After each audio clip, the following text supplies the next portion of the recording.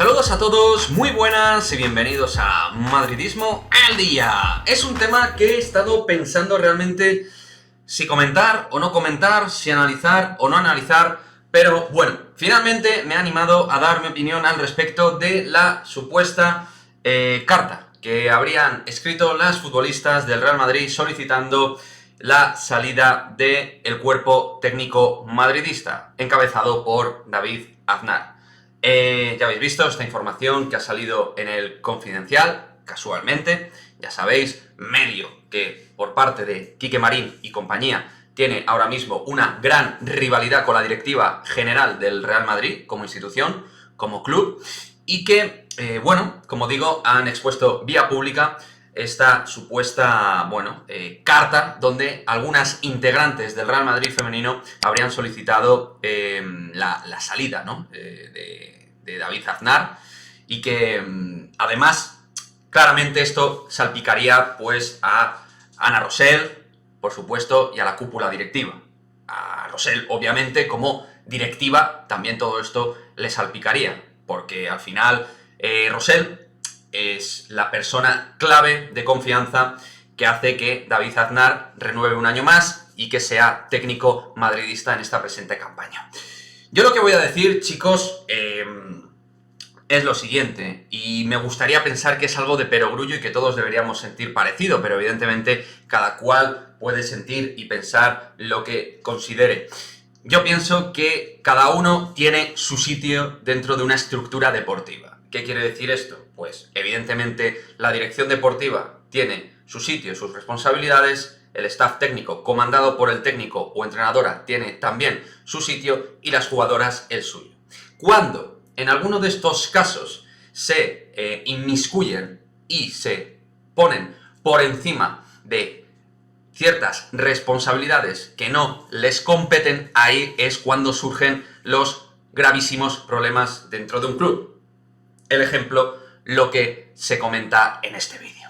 Si las jugadoras realmente, y fuera cierto, han escrito esta carta solicitando la salida inmediata de David Aznar, pues claramente estaríamos hablando de algo muy irresponsable por parte de las jugadoras. Las futbolistas están para jugar, para competir y dar el máximo en el terreno de juego.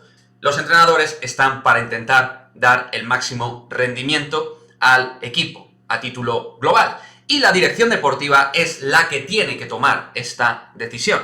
La dirección deportiva, con Rosell a la cabeza. Y yo soy de los que piensa que David Aznar ya no debe seguir siendo entrenador del Real Madrid porque creo que no consigue, en este caso, dar las soluciones correctas en una situación de crisis deportiva. Es verdad que ha habido un cúmulo de lesiones clave que hubiera afectado a cualquier técnico y a cualquier club, pero también tenemos otros ejemplos de grandes equipos de la Liga que lo están haciendo bien, aun con muchas lesiones. Caso de la Real Sociedad, creo que es el más evidente, que no es un caso exactamente igual, tiene sus particularidades, pero que han tenido bajas sensibles.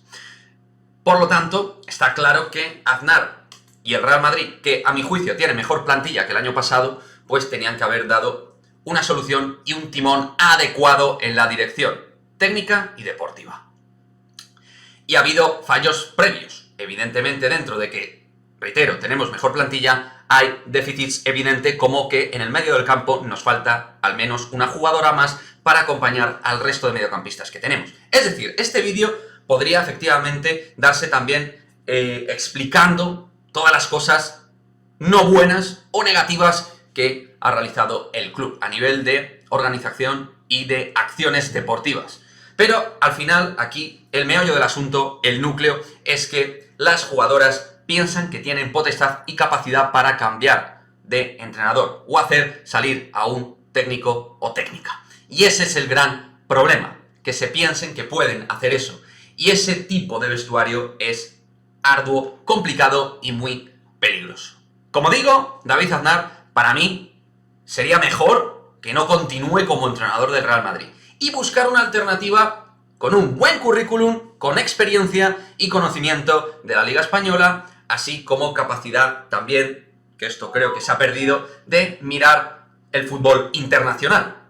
Es decir, que también tenga conocimiento obvio, de fútbol internacional.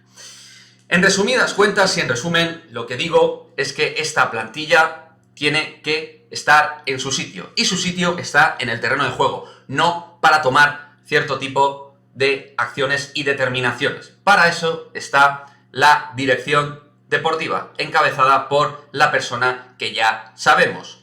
Y en tal caso, si esta persona es incapaz, pues será el propio club que tenga que tomar acciones.